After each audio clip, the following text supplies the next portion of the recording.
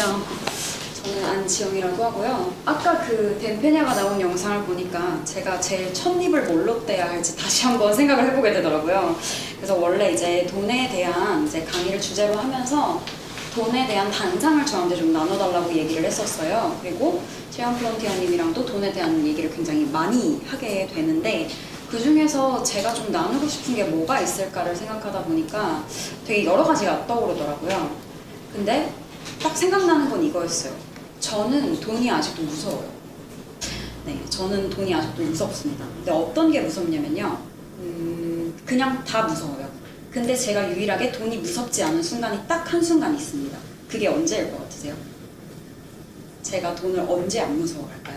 소비할 때. 벌 때. 네, 쓸 때 무섭지 않습니다. 네, 돈과 연을 맺은 지 꽤 됐는데도요. 돈이 아직 무섭고요. 쓸 때, 소비할 때는 돈이 무섭지가 않습니다. 근데 그걸 제외하면 다 무서워요.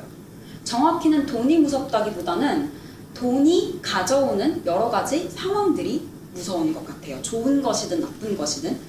없으면 없는 대로 무섭고요. 많이 벌면 많이 버는 대로 무서워요. 그래서 아까 그 채연님의 강의의 가장 첫 번째에 나왔던 것 중에 하나가 당신은 가난하다고 생각하냐는 설문조사가 있었잖아요. 근데 제가 그와 비슷한 생각을 한 4일 전쯤 했어요. 무슨 생각을 했냐면요. 저는 이제 자랑은 아니지만 굳이 이제 정확한 전달을 위해서 부가 설명을 하자면 연 6천에서 1억 사이에 돈을 버는 사람이었어요. 근데 딱히 그렇게 제가 부자라거나 아니면 돈을 많이 번다? 라거나 아니면 그렇게 엄청 풍족하다 이런 생각은 하진 않았던 것 같아요. 네. 그러다 보니까 그런 의문이 생긴 거죠. 그게 싫어서 내가 무언가 다른 걸 하고자 하는데 왜 그때에 나는 돈을 못 벌지는 않았던 것 같은데 왜 그런 삶을 살았을까? 그러니까 이 삶이라는 게 뭐 궁핍하진 않았어요, 물론. 근데 왜 나는 그때 내가 그렇게 가난하다고 생각했지? 혹은 뭘 하는데도 항상 뭔가 부족하거나 모자란 거예요. 단 한 번도 넘치게 풍족한 적은 없었던 것 같아요. 왜 그럴까를 생각해 보니까 그게 돈이라는 것과 되게 관련이 깊더라고요. 여러분은 혹시 돈에 대해서 드는 감정이 있으세요? 내가 돈을 생각해 봤을 때 돈 하면 딱 떠오르는 감정을 혹시 생각해 본 적이 있으신가요? 대부분 잔고는 기억하세요. 숫자는 기억하세요. 내가 오늘 얼마 썼고 한 달 생활비 얼마 나가고 내가 얼마 벌고 지금 내 통장에 얼마 있는지 숫자는 기억해요. 근데 단 한 번도 돈이 뭔지 아니면 나는 돈을 어떻게 생각하는지는 생각해 보신 적이 없으실 거예요. 근데 오늘 제가 나눠드리는 이 생각을 듣고 나시면 여러분도 다 아시고 그동안 다 느끼셨던 거라는 걸 체감하실 수 있을 거라고 생각을 해요. 부자가 되려면 어떻게 해야 되죠? 전 부자가 되고 싶어요. 근데 부자가 되려면 어떻게 해야 되죠? 잔고를 늘려요. 쓰지 말아야 돼. 네, 여러 가지가 있어요. 근데 잔고를 늘려야 되고 쓰지 말아야 되는 것 중에 공통점이 뭐냐면요. 돈을 많이 벌어야 된다는 거예요. 그렇잖아요. 그런데 실제로 돈을 많이 벌면 부자가 될까요? 그렇지는 않더라고요. 돈을 버는 능력, 그다음에 쓰는 능력, 그다음에 모으는 능력, 그리고 불리는 능력, 그리고 유지하는 능력. 이 5개는 엄연히 달라요. 그렇기 때문에 돈만 많이 번다고 부자가 될 수는 없었던 거예요. 근데 저는 이 5가지 능력의 차이를 제대로 알지 못했어요. 그러니까 항상 밑 빠진 독에 물 붓는 것처럼 뭔가 허덕이는 거예요. 버는데 허덕여요. 그런 얘기 주변에서 많이 들어보셨죠? 아, 나 월급날 다가와서 돈이 없어. 네, 그런 얘기 많이 하시잖아요. 그리고 그런 얘기도 많이 하죠. 소위 말하는 퍼가요. 월급 통장에서 오늘은 누가 퍼가요를 하고 내일은 삼성에서 퍼가요를 하고 다음 달은 신한카드에서 퍼가요를 합니다. 그렇게 퍼가요를 하는 날이 점점 늘어나요. 그러면 나는 뭘로 생활을 하게 되죠? 카드. 네, 카드로 생활을 하거나 아니면 그냥 조금 있는 현금을 쪼개서 쓰거나 여러 가지 돈을 또 그렇게 굴리면서 살아가지만 정작 이 돈이 무엇인지는 생각해 본 적이 없는 거예요. 왜냐하면 허덕이기 바쁘니까. 네, 저도 그랬어요. 그래서 이 5가지 능력 중에 한 2가지 정도만 여러분과 같이 나눠보려고 합니다. 돈의 속성 중에 하나인데요. 돈은 중력이 있어요. 그래서 돈이 많으면 많을수록 돈을 더 끌어당기는 습성이 있습니다.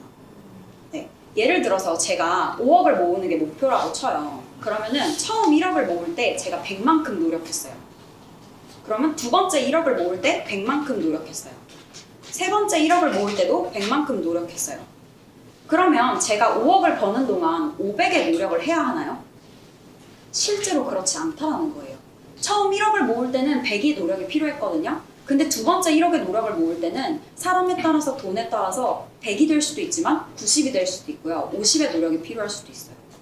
그러니까 돈은 돈을 불러온다는 얘기가 여기에서 나오는 거예요. 그런 말 많이 들어보셨죠? 투자하는 파이가 커야 얻는 수익도 크다. 근데 그 말 뜻 알고 사용하신 적 있으세요? 이게 돈의 성격이라는 거 한 번도 생각해 보신 적 없으시죠? 저도 그랬어요. 네. 그리고 이게 돈이 가진 파워인 거예요. 돈이 많으면 많아질수록 더 많은 돈을 불러와요. 근데 이건 또 다른 말로 돈의 성격이기도 한데 돈은 저는 예전에는 몰랐는데 지금은 돈을 조금 인격체로 대하려고 노력하는 편이에요. 왜냐면요, 돈은 함께 있는 걸 좋아하고요, 몰려 있는 걸 좋아해요. 저희가 왜 암호화폐 시장에 투자를 하게 됐죠? 혹은 내가 주식이나 부동산에 왜 투자를 하기 시작했죠? 돈이 거기에 다 몰려 있으니까요. 돈을 벌고 싶으면 돈이 있는 곳에 가야 한다고 말하잖아요. 그러니까 찾게 된 거예요. 돈이 있는 곳들을. 그런데 일정하게 들어오는 돈은 불규칙한 돈보다 더 큰 파워가 있어요. 예를 들어서 제가 사업자라고 해볼게요. 한 달에 200만 원, 300만 원씩 꼬박꼬박 들어오는 거랑 6개월 쫄쫄 굶다가 7개월째 5천만 원 들어오는 거랑 어떤 게 더 힘이 셀 것 같으세요? 네, 금액 자체는 5천만 원이 더 클 수가 있어요. 근데 6개월 동안 나는 어떤 시간을 견뎌야 하죠? 네, 상상하지도 못할 시간을 견뎌야 해요. 사업을 해보신 분들도 아시고 개인 사업을 해보신 분들도 다 아시겠지만 그 시간이 5천만 원이 모든 걸 보상해주지 못해요. 왜냐하면 그때 들어오는 5천만 원 제가 온전히 가질 수 있는 돈인가요? 그렇지 않아요. 그런데 매달 들어오는 돈은 확실히 파워가 있어요. 왜냐하면 그 돈이 되게 조직화된 돈이기 때문에 그래요. 고생해서 번 돈은 공짜로 얻은 돈보다 힘이 세요. 내가 노동이든 뭐든 뭘로든 내가 고생해서 번 돈과 누가 저한테 용돈을 100만 원을 줘요. 그 100만 원 어디 가서 쓰고 싶죠? 백화점 가서 쓰고 싶습니다. 누가 저한테 100만 원 상품권 선물로 주면 저 그 돈 백화점 가서 쓰고 싶어 하지, 그 돈을 어디다 저금해야지, 저축해야지. 물론 생각하실 수는 있어요. 근데 내가 버는 100만 원과 남이 준 100만 원의 무게가 다르다는 거예요.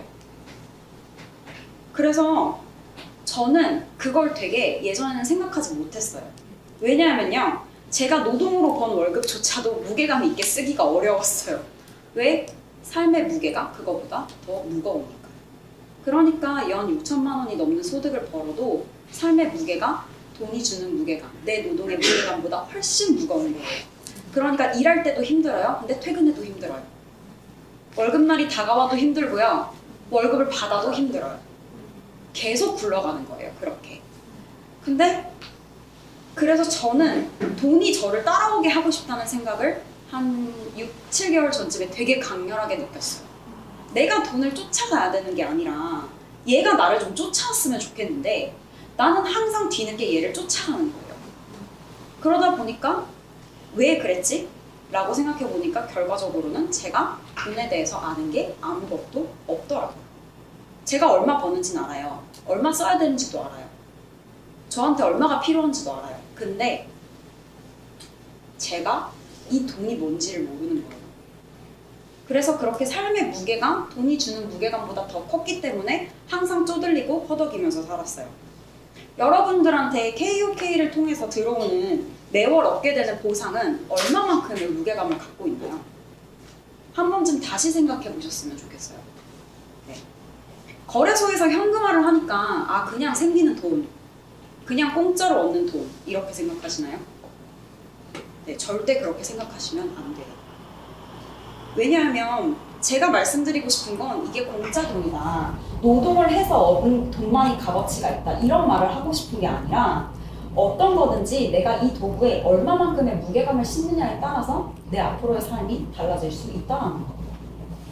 사실 저도 이걸 시작하고 나서 그렇게 많은 돈을 모으지는 못했어요.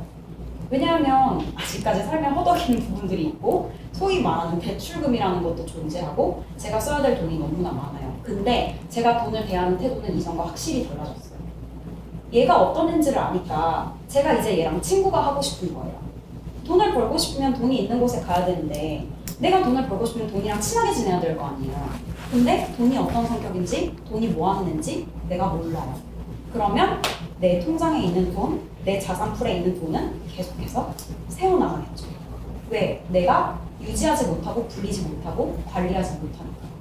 그래서 저는 비단 이게 그냥 일정하게 보상하고 지워지는 KUK를 어떻게 관리를 할지, 이거에 얼마나 내가 무게감을 부여해서 앞으로의 내 삶을 어떻게 바꿀 것인지를 한 번 더 앞에 강의와 더불어서 생각을 해보셨으면 좋겠어요. 그리고 제가 지금 말씀드리는 이 돈의 성격이 아마 4가지 중에서 방법을 정하실 때 되게 많은 도움이 될 거라고 생각해요. 알고 하는 것과 모르고 하는 것의 차이가 크다는 거는 여러분들 경험으로 다 아시잖아요. 비단 이게 아니더라도. 저는 삶이 주는 무게감에 쫓기기가 싫어서 돈이 주는 무게를 택하고 싶었어요. 그래서 노동이 아닌 다른 수단을 찾기 시작했고 그러다가 여기까지 왔거든요. 근데 이 세상에 그러니까 돈을 벌 수 있는 수단 혹은 돈이 모여있는 곳은 저희가 지금 활용하고 있는 이 도구가 아니더라도 굉장히 많아요. 앞으로는 더 많아질 거예요. 왜? 가상화폐, 암호화폐가 더욱더 각광받고 있고 블록체인 기술이 없어서는 안 될 기술로 계속해서 떠오르고 있으니까요.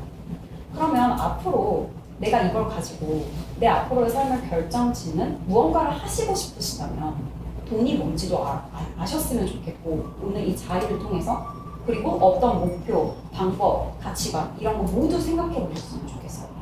구체적으로. 왜냐하면 지금 제가 말씀드렸던 돈의 성격 들으면서 모르셨던 분 계시나요? 다 한 번씩은 겪어보지 않으셨어요? 돈이 나에게 어떤 작용을 했고 내가 어떤 삶을 살게 했는지. 근데 항상 돈에 쫓겨왔던 거예요. 그러니까 생각할 겨를이 없으셨던 거고요.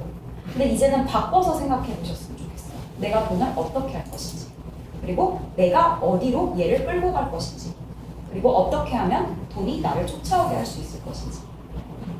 오늘 제가 나눌 수 있는 생각은 여기까지였고요. 저도 몰랐던 사실을 제가 다시 생각해 보면서 돈에 대해서 되게 많은 생각을 하게 되더라고요. 네, 여러분한테도 그런 가치관, 시각을 바꿀 수 있는 오늘 시간이 되었으면 좋겠다고 생각하면서 저의 얘기를 여기서 마치도록 하겠습니다.